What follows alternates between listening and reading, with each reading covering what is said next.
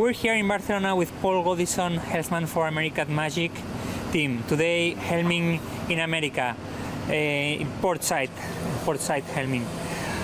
Paul, you and the team have had some days with no sailing. What have the plan been? We've obviously been off the water for a couple of days. We've had a little break, basically just getting a little break before the next push really comes in. We've obviously got the new 75 arrived now in the shed. Everybody's pretty excited and been having a good look at it, and I guess taking stock while we're on our final push now in the 40s before we start sailing the 75.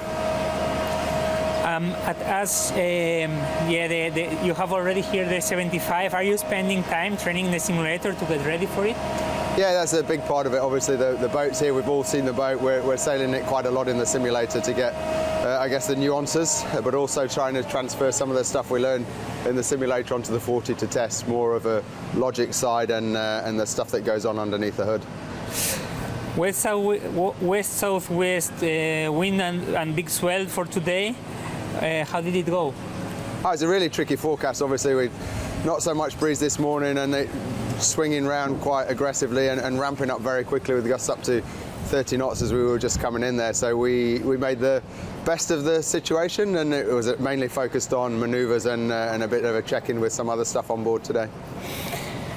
A lot of veering aways and laughing. It was looking like you were doing mark rounding exercise with virtual marks, maybe?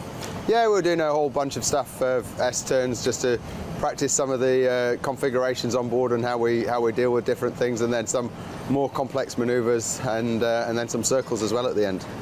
Yeah, some of these, let's call it mark roundings, were like quite frequent.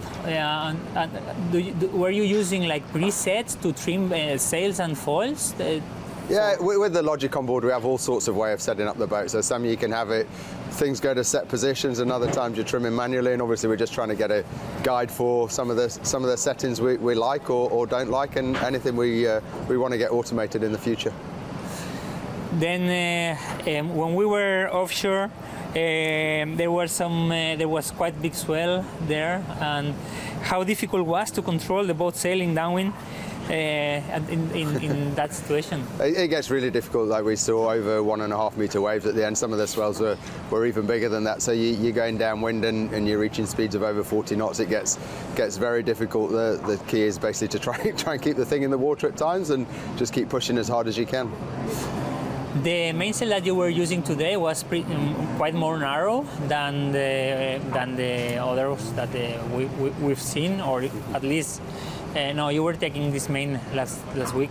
But to be more narrow, the mainsail on the top, it helps maybe to control the boat like today? For sure, the different size mainsails help a lot in different conditions.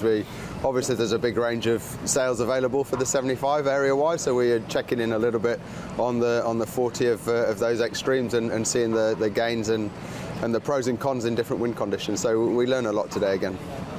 Well, thanks so much for your time. Thank you.